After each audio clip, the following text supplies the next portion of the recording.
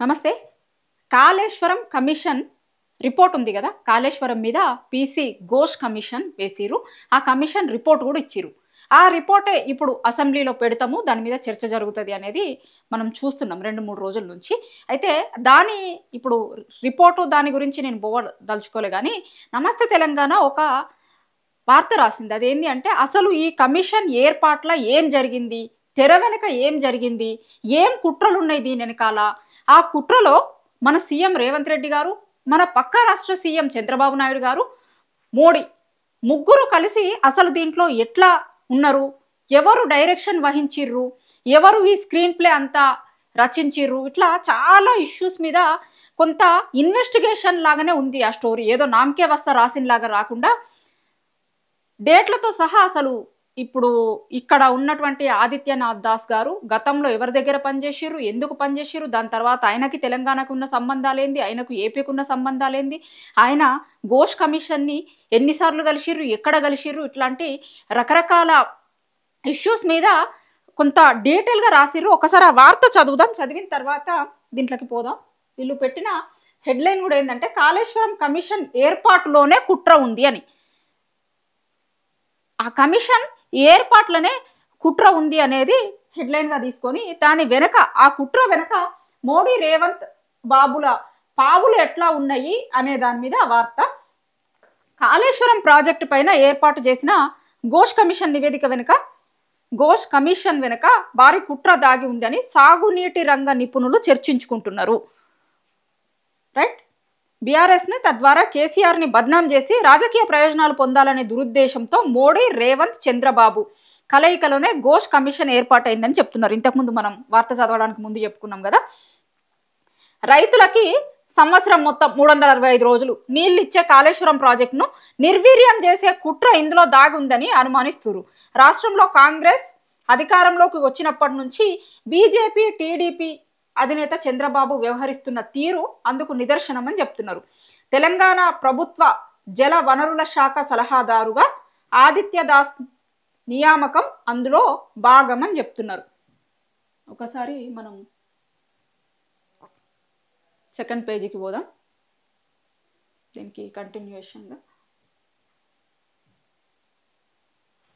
అట్లా ఆయన నియామకం గురించి ఉంది కదా, ఆయన నియామకం అని అంటున్నారు. ఎందుకంటే 1999 నుంచి 2003 వరకు చంద్రబాబు సీఎంగా ఉన్నప్పుడు ఉమ్మడి ఏపీ జలవనరుల శాఖ ఇన్ఛార్జ్గా ఈయన పనిచేసిరు. ఇప్పుడు మన దగ్గర ఉన్నారు కదా, ఆయనే ఉమ్మడి ఏపీ జలవనరుల శాఖ దగ్గర పనిచేసిరు. అది ఎప్పుడు చంద్రబాబు నాయుడు గారు సీఎంగా ఉన్నప్పుడు.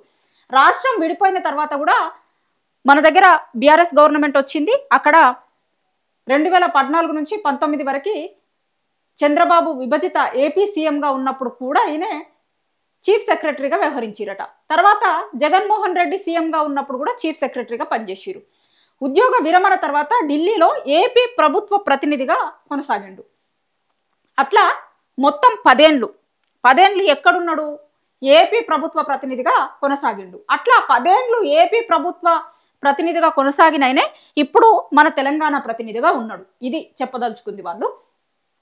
10 ఏళ్ళు ఏం చేసిండు ఏపీ ప్రభుత్వ ప్రతినిధిగా ఉండి, తెలంగాణ నీటి హక్కులను కాలరాసేందుకు ఏపీ ప్రభుత్వం తరపున ఆదిత్యనాథ్ దాస్ కీలకంగా పనిచేసిర్రు.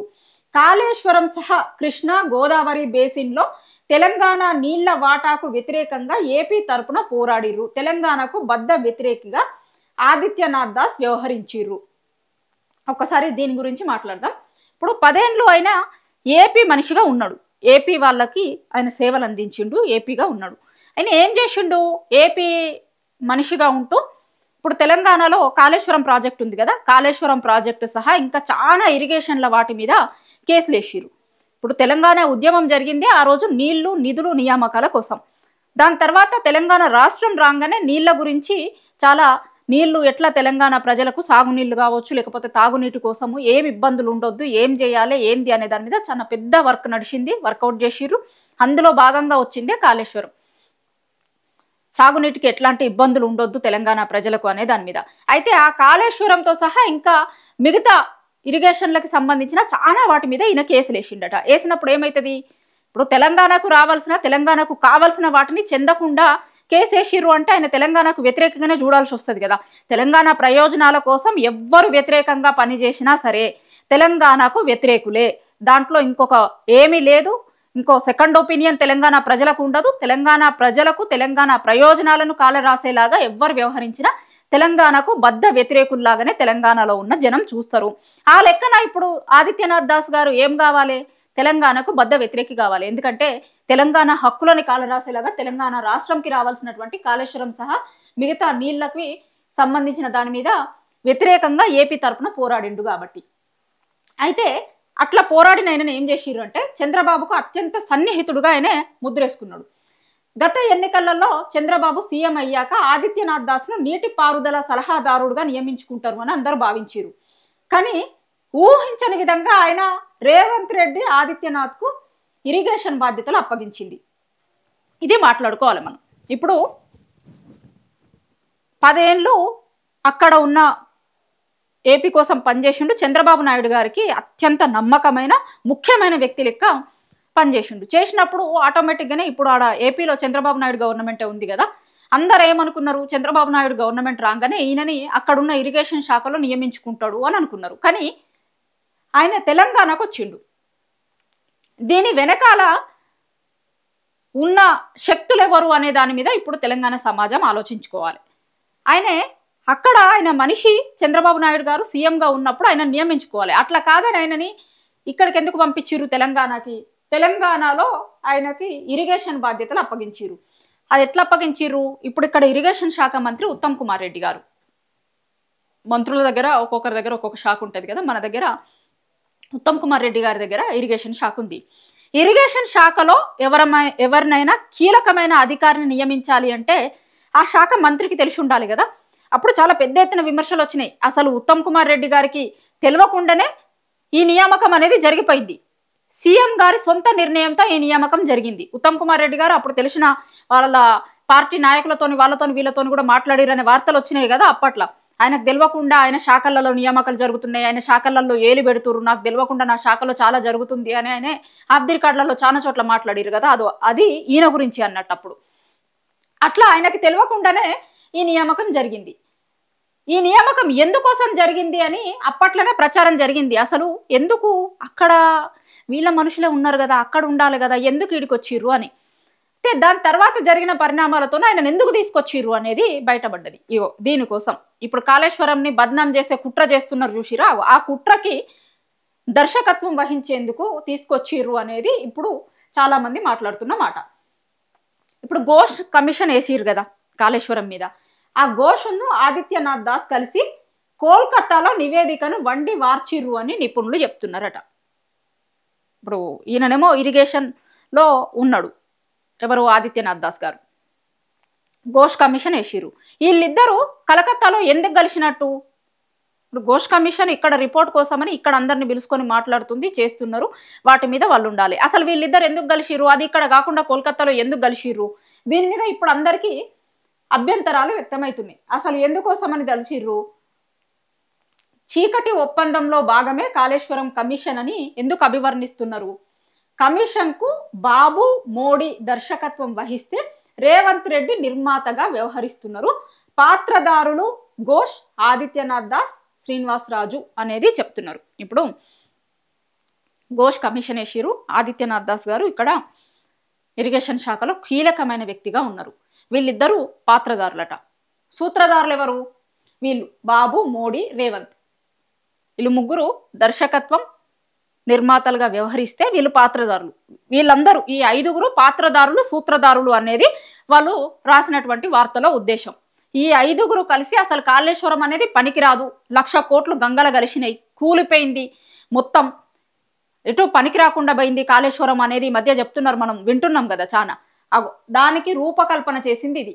కోల్కతాకి వీళ్ళు వెళ్ళిర్రు అనడానికి వాళ్ళ దగ్గర ఇప్పుడు వీళ్ళు ఆదిత్యనాథ్ దాసును ఘోష్ కలిసిర్రు అనడానికి నిదర్శనాలు కూడా ఉన్నాయి.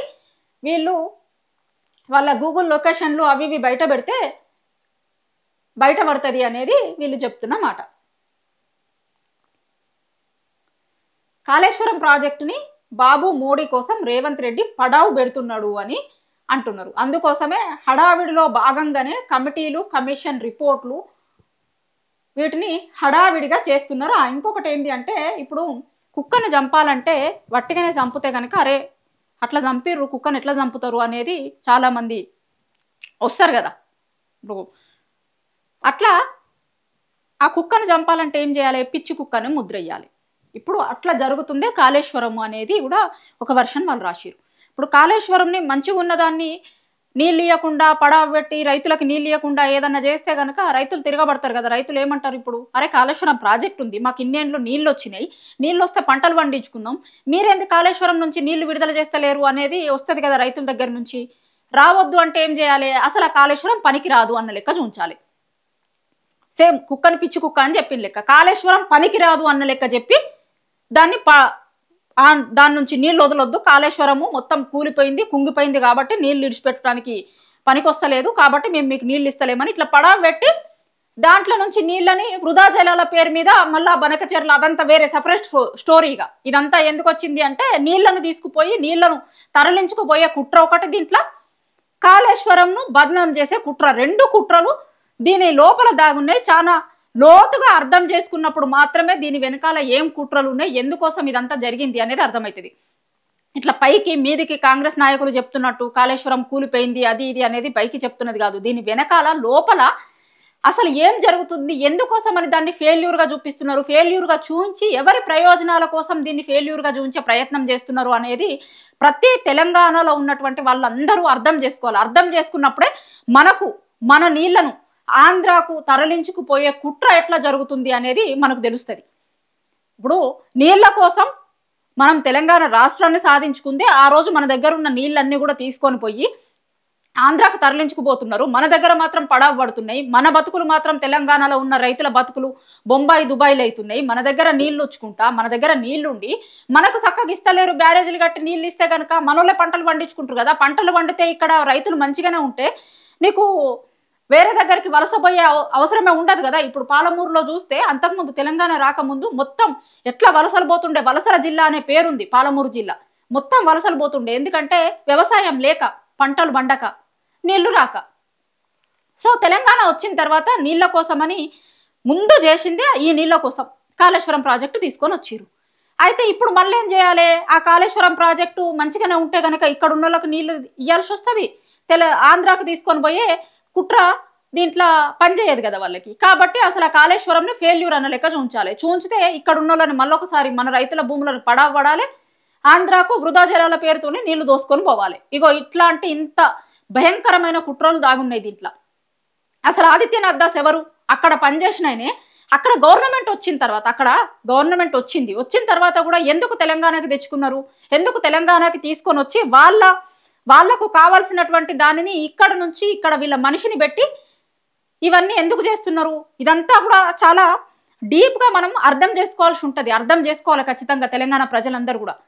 కాళేశ్వరం వెనకాల ఎట్లాంటి కుట్రలు ఉన్నాయి, ఏం చేసి కాళేశ్వరంను ఫెయిల్యూర్ ప్రాజెక్టుగా చూంచాలని చూస్తున్నారు. ఇప్పుడు గత ఎన్నికలలో కాంగ్రెస్ నాయకులు ఎట్లా కాళేశ్వరంను ఫెయిల్యూర్ ప్రాజెక్టుగా చూంచాలనే ప్రయత్నాలు చేసిరు. దాన్ని కొంతమంది జనం నమ్మిరు కూడా. అసలు 1,00,000 కోట్లట, 1,00,000 కోట్ల అవినీతి, 1,00,000 కోట్ల అవినీతి, 1,00,000 కోట్ల అవినీతి, ఇదే ముచ్చట. కాంగ్రెస్ వాళ్ళు ఏడికి పోతే ఆడ ఇదే ముచ్చట చెప్పాలి గంతే. దాని మీదనే 2 ఏళ్ళు గడుపుకుంటూ వచ్చిర్రు. ఇప్పుడేంది మళ్ళీ 2 ఏళ్ల తర్వాత ఇప్పుడు కమిషన్ రిపోర్ట్ వచ్చింది కానీ దీని మించాలి మళ్ళీ ఒక 2 ఏళ్ళు గడుపుకుంటూ పోవాలి. జనంని అట్లా నమ్మించే ప్రయత్నాలు చేస్తున్నారు కానీ దీని వెనకాలన్న కుట్రలను ఖచ్చితంగా తెలంగాణ జనం అందరూ కూడా ఆలోచించుకోవాలి. అసలు ఏంది, ఏం జరుగుతుంది, ఎందుకు కాళేశ్వరం నిజంగా పనికిరాని ప్రాజెక్టా, ఎందుకు దీని చుట్టూ ఇంత కుట్రలు జరుగుతున్నాయి, అసలు కాళేశ్వరం అనే దాని చుట్టూ ఎందుకు ఇన్ని కుట్రలు దాగున్నాయి? తెలంగాణ ప్రజలకు నీళ్ళు ఇవ్వడం కోసం వచ్చింది కదా కాళేశ్వరం ప్రాజెక్టు. కాళేశ్వరం కట్టిన తర్వాత ఆ నీళ్లను చూసిరు జనాలు, తాగునీళ్ళకు వాడుకున్నారు, సాగునీళ్ళకు వాడుకున్నారు. రైతులందరూ కూడా మళ్ళా వలసలు తిరిగి వచ్చినాయి. ఇప్పుడు జిల్లాల నుంచి వలసలు పోయిన వాళ్ళందరూ కూడా తిరిగి వచ్చిర్రు. బొంబాయి దుబాయ్ బతుకులు మారిపోయినాయి. అదంతా మనం 10 ఏళ్లలో చూసినాం. బీఆర్ఎస్ గవర్నమెంట్ ఉన్నప్పుడు కాళేశ్వరం ప్రాజెక్టు కట్టిన తర్వాత మనం ఎట్లా వలసలన్నీ రిటర్న్ వచ్చినాయి, ఇదంతా కూడా మనం చూసినాం కదా. చూసిన తర్వాత మళ్ళా ఇయ్యాల్లో ఒకసారి కాళేశ్వరంను ఫెయిల్యూర్ ప్రాజెక్టుగా చూంచే ప్రయత్నం ఎందుకు జరుగుతుంది? ఖచ్చితంగా తెలంగాణ ప్రజలందరూ ఆలోచించాలి దీని మీద.